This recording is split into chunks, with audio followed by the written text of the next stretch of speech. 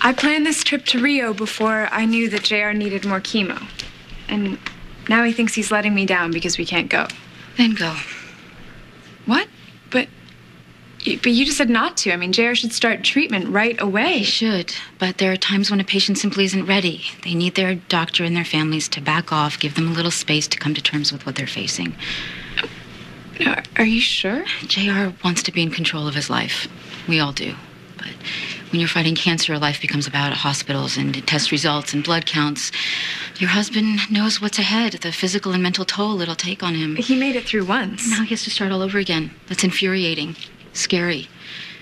JR has to come to a place where he can put those feelings aside, focus on getting well. Look, I am not giving up, okay? No. You're opting to fly 5,000 miles away from Pine Valley instead of going into treatment. Look, I'm putting it off for a week. I'm putting it off for 7 days, okay?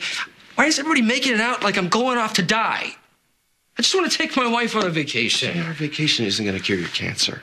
It's going to make this round of chemo a hell of a lot easier on Marissa. Was she told you that?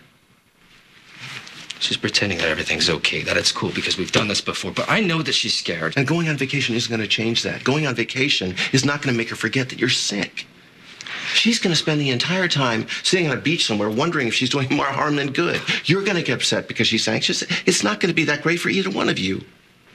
Yeah, but it's going to be a hell of a lot easier than being hooked to that machine down the hall. Where are you going? I'm going to go call the airlines. I'm taking my wife to Rio.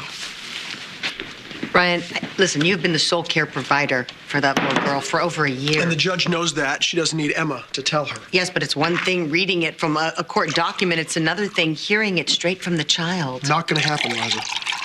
Ryan, thank you. Everything about that little girl's life, her routine, her rituals, everything that makes her feel safe and comfortable, it's all been established by you.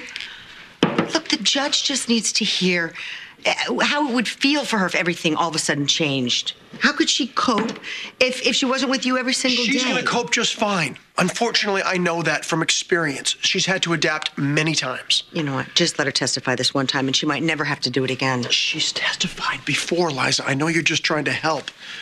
But this has happened before. One time she ended up in foster care. Another time with Zach and Kendall. I don't want to do it again. I really don't. Okay, I don't want her to be afraid that she's going to be taken away again. Even worse, I don't want her to think that if she says the wrong thing, she will be taken away. I'm going to prep her. I'm not going to let her go in there cold. Liza, she's 7 years old. No. No. Hey, princess, how you doing? Oh, wait. How you doing? You good? How was your sleepover? Fine. Yeah, was it? Did you watch a movie? What'd you watch?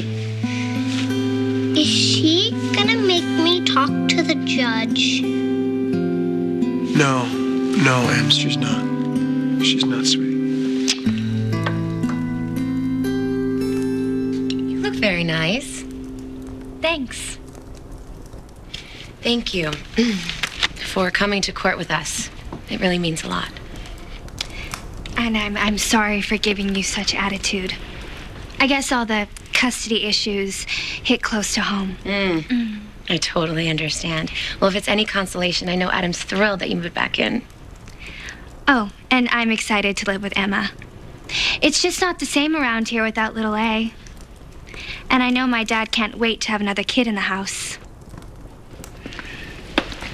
Having children keeps you young. What do you say we bring yours home? You know what? You two go on ahead. Colby and I will meet you there.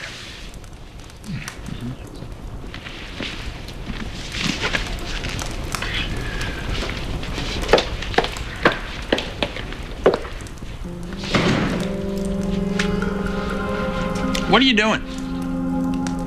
What do you mean? All of a sudden, you're on Annie's side. I don't buy it for a second. Annie's the enemy, so I'm keeping her close. At some point, she'll make a bad move, probably with you, and her whole world will come crashing down. And I want to be front and center when that happens. Colby, I told you.